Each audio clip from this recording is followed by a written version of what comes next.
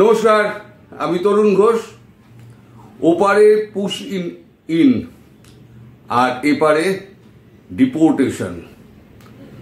বর্তমান কেন্দ্রীয় সরকার যে বাংলাদেশিদের এপার থেকে ওপারে ফেরত পাঠানোর যে একটা নির্দেশনামা জারি করেছে এবং কাজকর্ম সেই অনুযায়ী চলছে, তাতে ওপার বাংলার মানুষ যেমন চিন্তিত, কারণ তারও অনেক আত্মীয় স্বজন এপার বাংলায় রয়েছেন।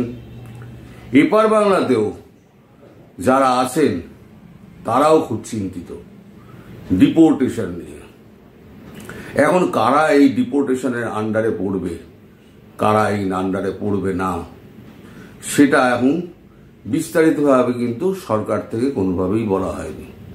পররাষ্ট্র উপদেষ্টা তৌহিদ হোসেন তিনি বলেছেন, আমরা বারবার চিঠি দিচ্ছি, ভারত কোনো জবাব দিচ্ছে না, ভারত কোনো জবাবও দেবে না। কারণ এরা যখন এসছে তখন তো আর সরকারের অনুমতি নিয়ে আসেনি, বিনা অনুমতিতে চোরা পথে এসছে। প্রথমেই একটা বেআইনি কাজ করে বসে আছে, ফলে এটা হলো 1 নম্বর রুল ভাঙা। আর 2 নম্বর হচ্ছে নকল আধার কার্ড, প্যান কার্ড তৈরি করে সরকারের সঙ্গে জালিয়াতি করা। এটা হচ্ছে 2 নম্বর নিয়ম ভাঙা, রুল ভাঙা, যাই বলুন। এছাড়া তো আছে অবৈধ বসবাস, হ্যান ত্যান, এ তো আছে। তারপর ভিসা জাম্পিং করে এখানে রয়ে গেছে, এরকম প্রচুর আছে। ভিসা নিয়ে এসছে, ভিসা জাম্প করে এখানে রয়ে গেছেন। এখন কাদের কাদের ডিপোর্টেশন হবে বা বাংলাদেশে ভাবছেন কারা কারা পুশিন হবে, সেই নিয়ে কিন্তু একটা তথ্য বিভ্রাট একটা হয়ে রয়েছে। সেই তথ্য বিভ্রাট মেটানোর জন্য আজকে আমার এই ভিডিওর অবতারণা।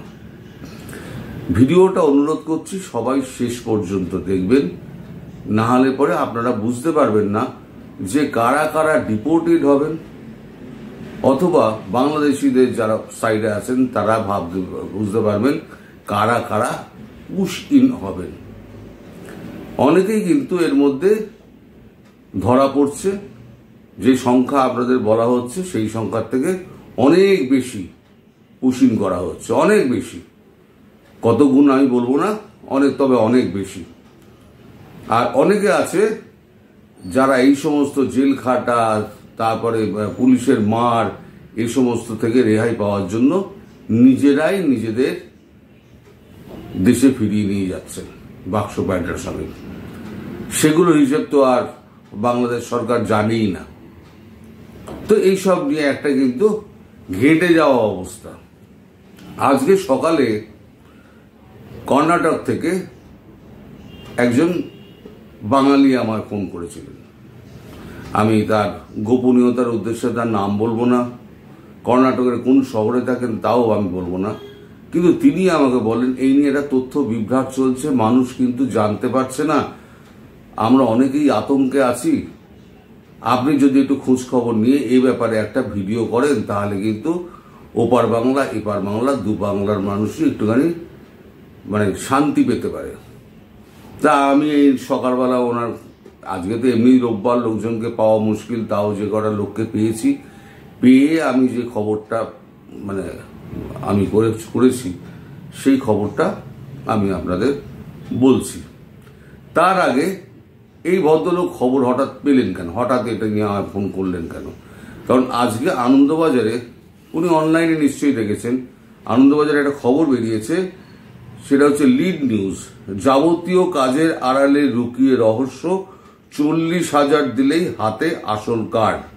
বাংলাদেশ থেকে এ রাজ্যে এসে ভারতীয় পরিচয়পত্র তৈরি করাচ্ছেন অনেকে, ভোটার তালিকায় নামও তুলছেন। কি করে সেটা এরা লিখেছে, কি করে হচ্ছে। এইবার এর মধ্যে কিন্তু ডিপোর্টেশনের কোনো কথা নেই, বা পুশব্যাকের কোনো কথা নেই, পুশ ইনের কোনো কথা নেই। এটা ওনার নজরে পড়ার পর হয়তো উনি আমাকে ফোনটা করেছেন। দীর্ঘক্ষণ প্রায় 48 মিনিট কথা বলার পর আমি ওনাকে বলেছি, ঠিক আছে, আমি খবরাখবর নিয়ে যতটুকু জানতে পারবো আমি নিশ্চয়ই একটা ভিডিও করব। এটা হলো অবতারণা। এবার 2, যা কারা কারা ফেরত যাবেন। এখানে একটা কমিটি করা হয়েছে। আগে আমি বলি, কমিটির এখানে নাম যেটা দেওয়া হয়েছে সেটা হচ্ছে border and immigration integrated system একটা করা হয়েছে। আবার বলি, border and immigration integrated system এটা করা হয়েছে। এখানে কারা কারা রয়েছে? এখানে রয়েছে NIA, national investigation agency, central and state IB, সেন্ট্রালের আইবিও রয়েছে, আর সেন্ট্রাল স্টেটেও আইবি আছে, কিন্তু সেন্ট্রালের আন্ডারে বিভিন্ন স্টেটের আইবি মানে অফিস রয়েছে, তারা খবরাখবর দেয়। এবং সেন্ট্রাল সফটওয়্যার সিস্টেম, এই তিনটেকে নিয়ে একটা অফিস করা হয়েছে। এই যে অফিসটা রয়েছে, এই অফিসটায় সমস্ত ডাটাবেস তৈরি করা হয়েছে সারা ভারতবর্ষ জুড়ে। UDAI কাছে মানে যারা আধার কার্ড তৈরি করে তাদের কাছে সমস্ত তথ্য চাওয়া হয়েছে, আর যারা প্যান কার্ড তৈরি করে তাদের থেকে সমস্ত তথ্য ডাটাবেস নেওয়া হয়েছে। সমস্ত ডাটাবেসকে একটা জায়গায় ফেলেছে এই border and immigration integrated system. এই সিস্টেমের মধ্যে এই সমস্ত লোকেরা এগুলো নিয়ে নাড়াচাড়া করছে।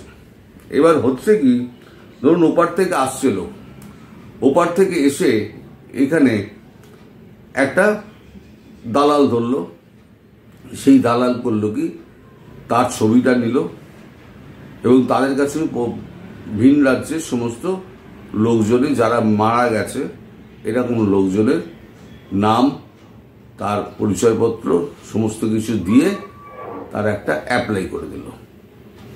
অ্যাপ্লাই করার পর তারা তো পেয়ে গেল। এইবার এখন যেটা হচ্ছে, এই যে অ্যাপ্লাই করে তারা তো পেয়ে গেল, এইবার যখন এই ডাটা সিস্টেমে যখন পড়ছে না, তখন দেখা যাচ্ছে যে মারা গেছে তার যে ছবি আর তার যে ডেথ সার্টিফিকেট সেটা কিন্তু ওইখানে রয়ে গেছে, মানে সিস্টেমের মধ্যে রয়ে গেছে। আর এখানে যে এটা দেখা যাচ্ছে, নতুন এটা দেখা যাচ্ছে প্যান কার্ডটা আর আধার কার্ড, সেখানে ছবি উল্টো। এবার তাদেরকে আইডেন্টিফাই করে করে করে করে করে করে ধরা হচ্ছে। এই জিনিসগুলো জোগাড় হলো কি করে?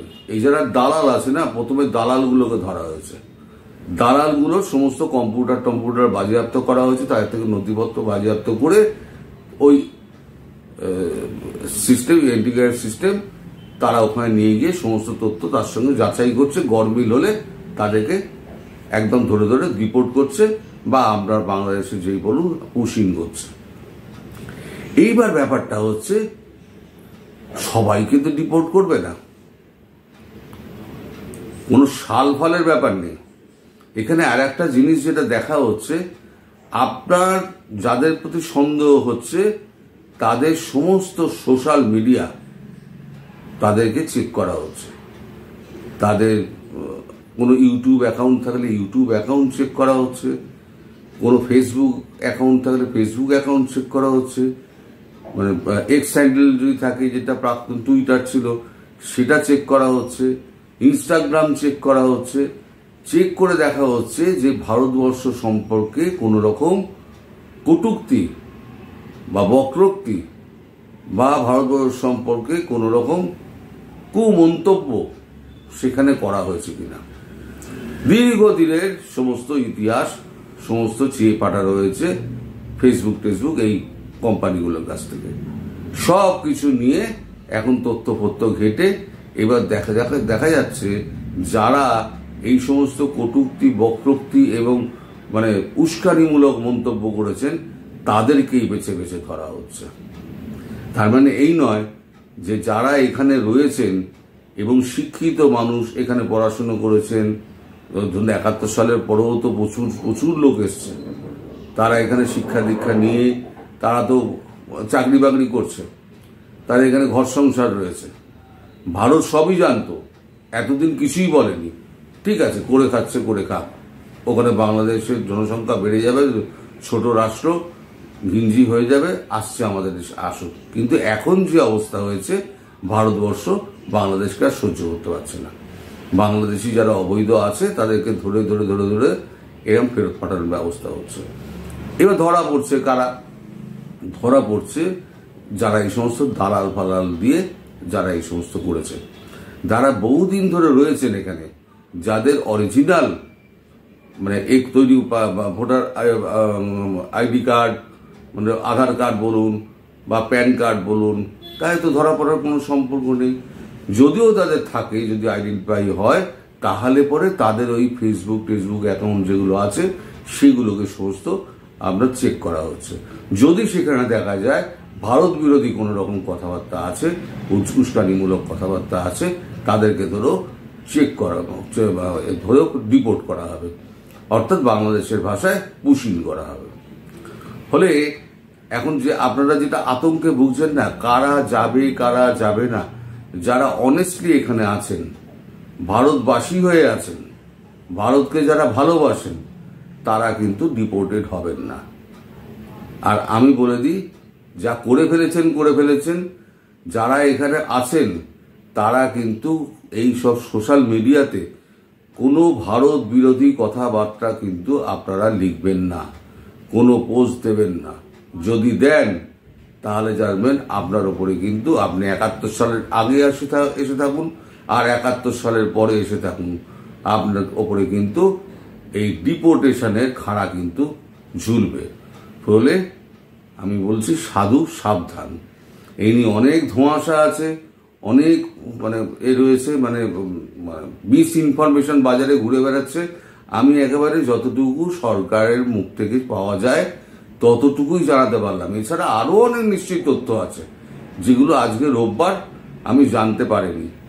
ভবিষ্যতে যদি আমি জানতে পারি, আমি এর একটা দ্বিতীয় পার্ট তৈরি করব, যে কারা মানে ডিপোর্টেড হবেন বা বাংলাদেশের ভাষায় পুশিং হবেন আর কারা হবেন না। আরো ডিটেলসে আমি জানতে পেরে আমি আবার দ্বিতীয় একটা ভিডিও করব। আপাতত এখানেই শেষ করছি, ভিডিও আর বাড়াবো না। সবাই ভালো থাকবেন, সুস্থ থাকবেন এবং সাবধানে থাকবেন। নমস্কার।